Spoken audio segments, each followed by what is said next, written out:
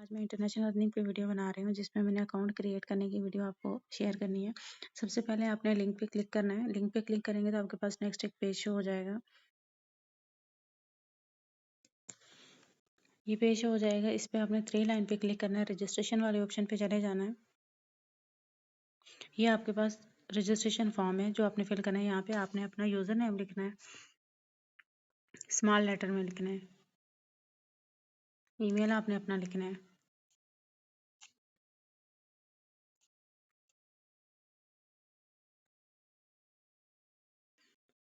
Country select करनी है आपने।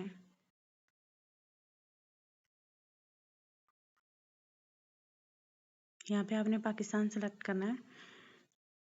नेक्स्ट आपने अपना नंबर लिख देना है। पासवर्ड आपने लिखना है।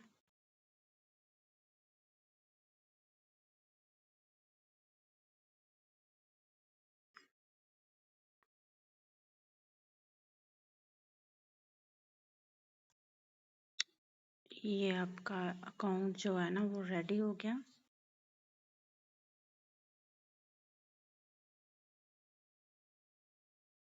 फर्स्ट नेम लास्ट नेम पे आप अपना कोई भी नाम लिख के इसको सबमिट करते हैं। ये आपका अकाउंट बन गया है।